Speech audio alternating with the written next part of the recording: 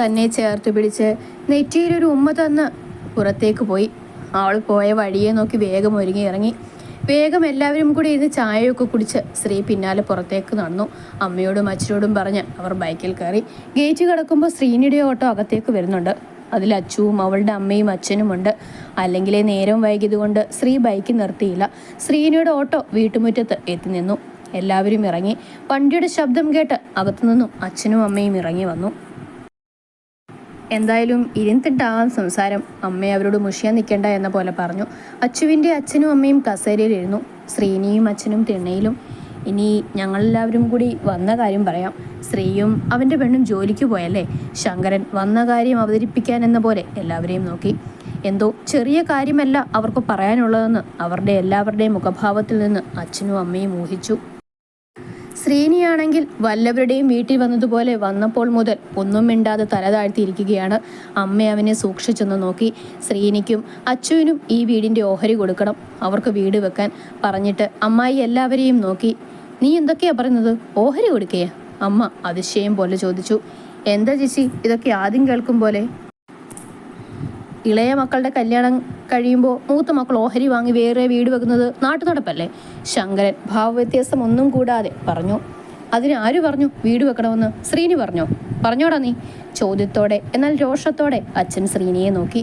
ശ്രീനി അച്ഛനെയും അമ്മയും നോക്കാൻ കഴിയാതെ തല കുനിച്ചു തന്നെ ഇരുന്നു. നീ എന്താ ശ്രീനി ഒന്നും മിണ്ടാതിരിക്കുന്നത്?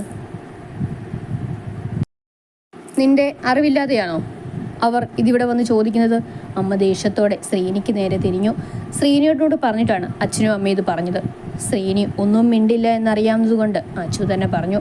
ഓ, അപ്പം ഇതൊക്കെ പറഞ്ഞു തിരിപ്പിക്കാൻ വേണ്ടിയാണ് നീ ഇങ്ങോട്ട് എഴുന്നള്ളിയത്? അമ്മ അച്ചുവിന് നേരെ തിരിഞ്ഞു. അവരൊന്നും പറഞ്ഞിട്ടില്ലമ്മേ, എന്നായാലും വേണ്ടേ? അത് ഇത്തിരി നേരത്തെയാക്കുന്നു എന്ന് മാത്രം. അതുവരെ മിണ്ടാതിരുന്ന ശ്രീനി പൊടുന്നനെ പറഞ്ഞു. ഓ, അപ്പം നിന്റെ വായി നാവുണ്ട്.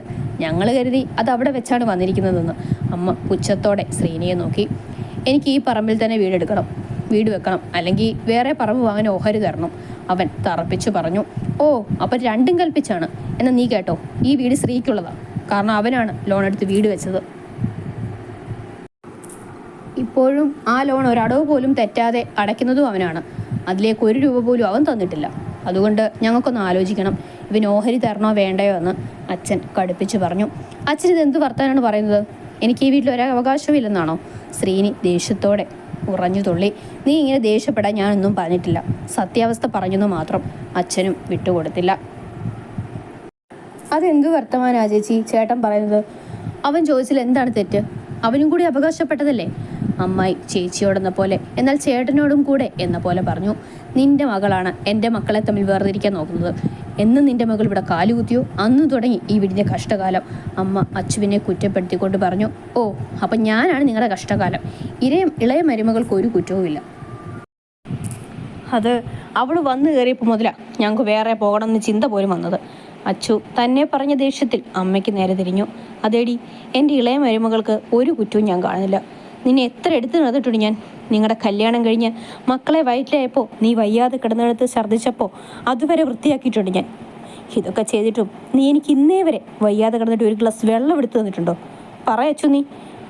അമ്മ പറഞ്ഞതൊക്കെ ശരിയായത് കാരണമായതുകൊണ്ട് അച്ചുവിന് ഉത്തരമുണ്ടായിരുന്നില്ല. അപ്പോൾ എല്ലാം തീരുമാനിച്ചുറപ്പിച്ചിട്ടാണ് 4 പേരും കൂടെ വന്നിട്ടുള്ളത്. എന്നാൽ ഞങ്ങളുടെ തീരുമാനം കേട്ടോ. ഞങ്ങൾക്ക് മകനായിട്ട് ഇവൻ മാത്രമല്ല, അപ്പോൾ സ്ത്രീയോടും കൂടി ചോദിച്ചിട്ട് ഒരു തീരുമാനം പറയാം. അച്ഛൻ എല്ലാവരോടും കൂടെ പറഞ്ഞു. എന്നാൽ അങ്ങനെ മതി. എന്തായാലും തീരുമാനം അനുകൂലമായിരിക്കണം, അമ്മായി പറഞ്ഞു. അതൊക്കെ അനുകൂലമാകണോ പ്രതികൂലമാകണോ എന്നൊക്കെ ഞങ്ങൾ നോക്കണം. അനിയത്തി പോകാൻ നോക്കാം, അമ്മ ഒരു ദയയും കൂടാതെ പറഞ്ഞു. പിന്നെയും അച്ചുവിൻ്റെ അച്ഛനും അമ്മയും എന്തൊക്കെയോ പറയുന്നുണ്ടായിരുന്നു. അച്ഛനും അമ്മയും അതൊന്നും വലിയ താല്പര്യമില്ലാത്തതുപോലെ കേട്ടു. മറുപടിയൊന്നും പറയാൻ പോയില്ല. അവർക്ക് ഏറ്റവും കൂടുതൽ ദേഷ്യം തോന്നിയത് ശ്രീനി കൂടെ അവരുടെ കൂടെ കൂടിയപ്പോഴാണ്. കുറേ നേരം കഴിഞ്ഞപ്പോൾ അമ്മയ്ക്ക് ദേഷ്യം വരാൻ തുടങ്ങി. പറഞ്ഞു കഴിഞ്ഞെങ്കിൽ നിങ്ങൾക്ക് ഇറങ്ങാം എന്ന് അവർക്ക് നേരെ കടുപ്പിച്ചു പറഞ്ഞു. ചേച്ചിയുടെ വായിൽ നിന്ന് ഇനിയും നിന്നാൽ ഇതിലും വലുത് കേൾക്കുമെന്നറിയാവുന്ന ഭർത്താവിനെയും കൂട്ടി അവർ പോകാൻ ഒരുങ്ങി. എന്താ, നീ പോകുന്നില്ലേ? അച്ചുവിനോട് യാത്ര പറഞ്ഞ് നിറങ്ങുന്നത് കണ്ട് അമ്മ നെറ്റി ചുളിച്ചുകൊണ്ട് അച്ചുവിനോട് ചോദിച്ചു. അച്ചു ചുമല് കൂച്ചി. അമ്മ അവളെ ഒന്ന് ഇരുത്തി നോക്കി. ശ്രീനി അവരെ കൊണ്ടുപോയാക്കാൻ അവരുടെ ഒപ്പം ഇറങ്ങി. അമ്മയും അച്ഛനും അച്ചുവിനോടൊന്നും മിണ്ടാൻ താല്പര്യമില്ലാത്തതുപോലെ അവളെയൊന്ന് നോക്കി അകത്തേക്ക് പോയി. ഗംഗെ, ഗംഗെ നിൽക്ക്. ക്ലാസ് കഴിഞ്ഞ് വരികയായിരുന്ന ഗംഗ പിറകിൽ നിന്ന് തന്നെ വിളിക്കുന്നത് കേട്ട് തിരിഞ്ഞു നോക്കി. ഹരിയേട്ടൻ. തൻ്റെ പിറകെ ഓടിക്കിതച്ചു വരുന്ന ആളെ കണ്ട് അവളുടെ ചുണ്ടുകൾ മുഴിഞ്ഞു. ക്ലാസ് കഴിഞ്ഞ് വരുന്ന വഴിയാണോ? കിതപ്പോടെ ഹരി ചോദിച്ചു. അതെ. ഗംഗ അതും പറഞ്ഞ് താല്പര്യമില്ലാത്തതുപോലെ മുന്നോട്ട് നടന്നു. ഗംഗെ, ഞാൻ നിന്നോടൊരു കാര്യം പറഞ്ഞിട്ട് എത്രയായി പിറകെ നടക്കുന്നു? നീ എന്തോ ഒന്നും പറയാത്തത്? നീ എന്നെ കാണുമ്പോഴൊക്കെ ഒഴിഞ്ഞു മാറി നടക്കുന്നു. ഹരി അവളുടെ മുഖത്തേക്ക് നോക്കി. ഹരിയേട്ടനോട് ഞാനും എത്രയോ തവണ പറഞ്ഞിട്ടുണ്ട് എൻ്റെ പിറകെ ഇങ്ങനെ നടക്കരുതെന്ന്. ഗംഗ നടത്തം നിർത്തിക്കൊണ്ട് പറഞ്ഞു. എന്നെ ഇഷ്ടമില്ലാത്തതിന് കാരണം ശ്രീയാണോ? അവൻ കൂസലേതും കൂടാതെ ചോദിച്ചു. ഗംഗ ഞെട്ടലോടെ അവൻ്റെ മുഖത്തേക്ക് നോക്കി. നീ എന്നെ തുറച്ചു നോക്കൊന്നും വേണ്ട. എന്താ, ഞാൻ പറഞ്ഞതല്ലേ സത്യം? അവൻ പുരികമുയർത്തി അവളെ നോക്കി. എനിക്ക് ശ്രീയേട്ടനോട് ഹരിയേട്ടൻ പറഞ്ഞതുപോലുള്ള ഇഷ്ടമൊന്നുമില്ല. അമ്മയും അച്ചുചേച്ചിയും എല്ലാം പറഞ്ഞപ്പോൾ മനസ്സൊന്ന് ചാഞ്ഞുപോയി. അല്ലാതെ ശ്രീയേട്ടൻ്റെ കല്യാണം കഴിഞ്ഞാൽ പിന്നെ ഞാൻ ആ ഒരു തരത്തിൽ ശ്രീയേട്ടനെ കണ്ടിട്ടില്ല. ഹരി അവളുടെ മനസ്സറിയാൻ എന്ന പോലെ ചോദിച്ചതാണ്. അവൻ്റെ ഉള്ളിൽ സന്തോഷം നിറഞ്ഞു. അപ്പോൾ പെണ്ണിൻ്റെ മനസ്സിൽ ശ്രീ എന്നല്ല വേറെ ആരുമില്ല, അവൻ മനസ്സിൽ പറഞ്ഞു. ഗംഗ അതും പറഞ്ഞ് മുന്നോട്ട് നടന്നിരുന്നു. ഈ മനസ്സിൽ ആരുമില്ലെങ്കിൽ അവിടെ എനിക്കിരുടം തന്നൂടെ? ഹരി പ്രണയത്തോടെ അവളെ നോക്കി. എത്രയേ ഞാൻ നിൻ്റെ പിറകെ എന്ന് വെച്ച് ഞാൻ നിന്നെ ഒരു തരത്തിലും ശല്യപ്പെടുത്തിയിട്ടില്ല, ഇനിയും ശല്യപ്പെടുത്തുകയില്ല. എനിക്ക് നിന്നെ എൻ്റെ പാതിയേക്ക് പ്രണയിക്കാനാണ് ഇഷ്ടം, അവൻ വീണ്ടും പറഞ്ഞു. അവൾ അവനെ നോക്കി. ഹരിയേട്ടനെ ഇഷ്ടമില്ല എന്ന് പറയാൻ ഒരു കാരണവുമില്ല. അത്യാവശ്യം സൗന്ദര്യവും നല്ല ജോലിയും എല്ലാം ഉണ്ട്. എന്നാലും എന്തോ താൻ ഹരിയേട്ടന് ചേർന്നതല്ല എന്ന് തോന്നും. അവർ രണ്ടുപേരും പറഞ്ഞിട്ടാണെങ്കിലും കുറച്ചുനാൾ ശ്രീയേട്ടനെ മനസ്സിൽ കൊണ്ട് നടന്ന കുറ്റബോധം. നീ എന്താ ഗംഗ ആലോചിക്കുന്നത്? നിനക്ക് എന്നെ കല്യാണം കഴിക്കാൻ താല്പര്യമുണ്ടോ? നിന്റെ സമ്മതം കിട്ടിയാൽ ഞാൻ നിന്റെ വീട്ടിലേക്ക് എൻ്റെ അമ്മയും കൂട്ടി വരുമായിരുന്നു, അവൻ യാതൊരു മുഖവരയും കൂടാതെ പറഞ്ഞു. നീ ആലോചിച്ചിട്ട് നാളെ ഈ നേരം പറഞ്ഞാൽ മതി, ഞാനവിടെ കാത്തു നിൽക്കും. അത്രയ്ക്ക് ഇഷ്ടമാണ് നിന്നെ, വിട്ടുകളയാൻ തോന്നാഞ്ഞിട്ടാണ്. ഗംഗ അവൻ്റെ ആ വാക്കുകളിൽ അവനെ ഒന്ന് കണ്ണുകളുയർത്തി നോക്കി. അവൾ അതിനും മറുപടിയൊന്നും പറയാതെ തല താഴ്ത്തി നടന്നു നീങ്ങി. ഹരി അവൾ പോകുന്നതും നോക്കി നിന്നു. അവൾ നാളെ തനിക്ക് അനുകൂലമായ മറുപടി തരും എന്ന പ്രതീക്ഷയിൽ.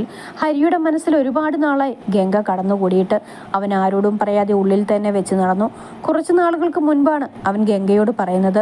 അവന് ഗംഗയ്ക്ക് ശ്രീയോട് ചെറിയൊരു ഇഷ്ടമുള്ളത് ശ്രീ പറഞ്ഞറിയാം. ശ്രീക്ക് അവളെ ഇഷ്ടമില്ലാത്തതും അറിയാം. അതുകൊണ്ടാണ് ചെക്കൻ ധൈര്യമായി കാര്യം അവതരിപ്പിച്ചത്. അതിനിപ്പോൾ തന്നെ അവൾ മറുപടിയും കൊടുത്തു താല്പര്യമില്ലെന്ന്. പക്ഷേ അവനുണ്ടോ വിടുന്നു? അത്രയ്ക്കും അവൾ അവൻ്റെ മനസ്സിൽ പതിഞ്ഞിരുന്നു. രാത്രി ശ്രീയും കൂടി വന്നപ്പോൾ ഭക്ഷണം കഴിച്ച ശേഷം അമ്മയും അച്ഛനും ശ്രീനിയുടെ കാര്യം അവതരിപ്പിച്ചു. സംസാരം ശ്രദ്ധിച്ച ശ്രീനിയും അച്ചുവും അവർക്കടുത്തേക്ക് വന്നു. ലച്ചുവിനോട് അമ്മ അവൾ വന്ന സമയം കുറച്ചൊക്കെ പറഞ്ഞിരുന്നു. പിന്നെ ചെവി വട്ടം പിടിച്ച് അച്ചു നടക്കുന്നത് കൊണ്ട് അധികമൊന്നും പറയാൻ പറ്റിയില്ല. വാട്ടാ ഇവിടെ ഇരിക്കുക. ശ്രീനി അവനരികിലേക്ക് ഇരിക്കാൻ വിളിച്ചു. ശ്രീനി അപ്പോഴും എന്തോ കുറ്റം ചെയ്തതുപോലെ തല താഴ്ത്തി അവനരികിലിരുന്നു. അച്ചുവിന് അത് കണ്ട് കലി കയറി.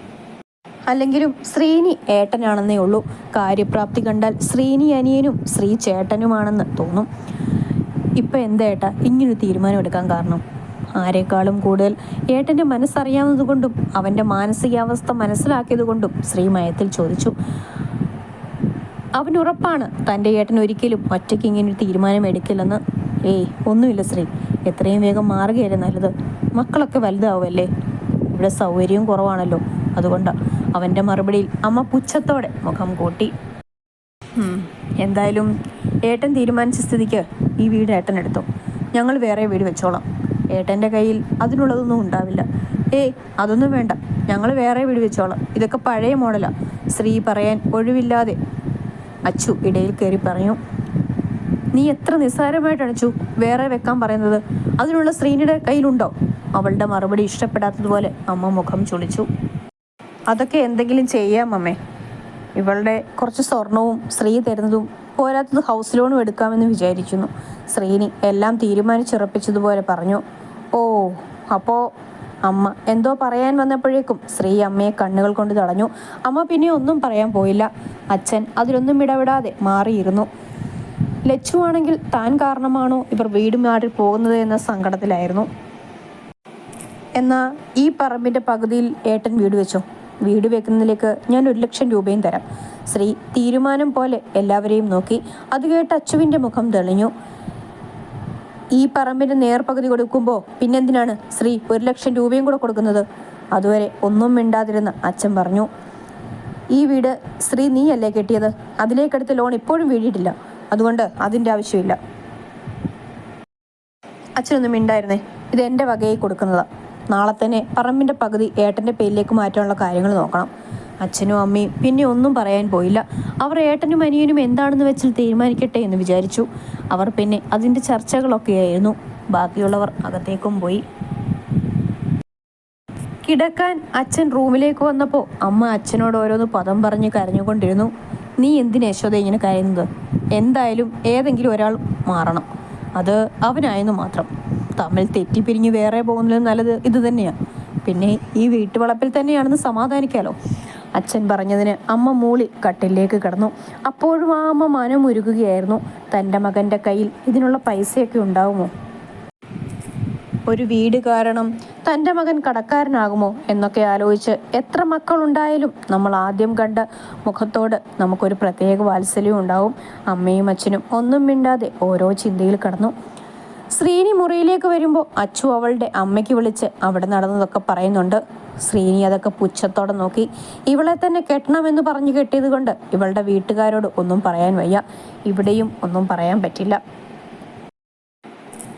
സ്ഥലം പേരിലായാൽ വേഗം വീടുപിടി തുടങ്ങണം. എന്നിട്ട് അവിടെ നമ്മളും നമ്മുടെ മക്കളും മാത്രം. ആരെയും പേടിക്കാതെ ഉറങ്ങി നമുക്ക് ജീവിക്കണം. അച്ചു പറയുന്നതിനൊക്കെ ശ്രീനി ഒന്നും മിണ്ടാതെ കേട്ടിരുന്നു. എന്താ ശ്രീനിയേട്ടാ ഞാൻ ഇത്രയൊക്കെ പറഞ്ഞിട്ട് ഒന്നും മിണ്ടാത്തത്? അവനൊന്നും മിണ്ടാത്തത് കണ്ട് അച്ചു അവനെ കലിയോടെ നോക്കി. ഞാൻ എന്താ അച്ചു പറയേണ്ടത്? നിങ്ങൾ വിചാരിച്ചതുപോലൊക്കെ നടന്നില്ലേ? ഇനി എങ്ങനെയെങ്കിലും ഒരു വീടല്ലേ, അത് ഞാൻ എന്നെ വിറ്റിട്ടായാലും പണി കഴിപ്പിക്കും. പോരെ, ഇനിയെങ്കിലും ഞാനൊന്ന് ഉറങ്ങിക്കോട്ടെ. ഇത്രയും ദിവസം നീനൊന്ന് ഉറങ്ങാൻ സമ്മതിച്ചോ? ശ്രീനി ദേഷ്യത്തിൽ പറഞ്ഞ് കട്ടിലിൽ കയറി തിരിഞ്ഞു കിടന്നു. അച്ചു അവനെ നോക്കിയൊന്ന് ചുണ്ടുകൂട്ടി ഇപ്പുറത്തേക്കും തിരിഞ്ഞു കിടന്നു. ലച്ചു ബാത്റൂമിൽ നിന്ന് ഇറങ്ങിയപ്പോൾ എന്തോ ആലോചനയോടെ കിടക്കുന്ന ശ്രീയെയാണ് കണ്ടത്. ശ്രീയേട്ടൻ എന്താ ആലോചിക്കുന്നത്? ലച്ചു ശ്രീയുടെ കിടപ്പ് നോക്കി കണ്ണാടിയുടെ മുന്നിൽ നിന്ന് മുടി ചീവിക്കൊണ്ട് കണ്ണാടിയിൽ കൂടി അവനെ ശ്രദ്ധിച്ചു. ശ്രീയേട്ടാ. അവൻ എന്തോ ആലോചനയിലാണെന്ന് കണ്ടതും അവൾ വീണ്ടും വിളിച്ചു. എന്താ? അവൻ ഞെട്ടിയെന്ന പോലെ അവളുടെ വിളി കേട്ടു. ഞാൻ പറഞ്ഞൊന്ന് ശ്രീയേട്ടൻ കേട്ടില്ലേ? എന്താ ഇത്രമാത്രം ആലോചന? അവൾ അവനെ കൂർപ്പിച്ചു നോക്കി. ഒന്നുമില്ലടോ, ഞാൻ വെറുതെ ശ്രീനിയേട്ടൻ്റെ കാര്യങ്ങൾ ആലോചിക്കുകയായിരുന്നു. എന്താ അതിന് മാത്രം ഇത്ര ആലോചിക്കാൻ? അവർ അവരുടെ ഇഷ്ടത്തിന് വീട് വെക്കുന്നതല്ലേ, നമ്മളാരും നിർബന്ധിച്ച് വിൽപ്പിക്കുന്നതല്ലോ. അവൾ മുടി ചീവിക്കൊണ്ടിരിക്കുന്നതിനിടയിൽ പറയുന്നുണ്ട്. എന്നാലും അവൻ്റെ കയ്യിൽ പൈസയൊന്നുമില്ലല്ലോ. ഒറ്റയ്ക്ക് താമസമൊക്കെ തുടങ്ങുമ്പോൾ എന്തൊക്കെ ചിലവുകളുണ്ടാവും? ശ്രീ സന്ദേഹത്തോടെ പറയുന്നുണ്ട്. ലച്ചു മുടി ചീവിക്കഴിഞ്ഞ് അവൻ്റെ അരികിൽ വന്നിരുന്നു. അരയിലൂടെ കൈയിട്ട് അവനിലേക്ക് ചേർന്നിരുന്നു. എൻ്റെ ശ്രീയേട്ടനെ അതൊന്നും ആലോചിച്ച് ഇപ്പം വിഷമിക്കണ്ട, നമ്മളൊക്കെ ഇവിടെ ഉണ്ടല്ലോ.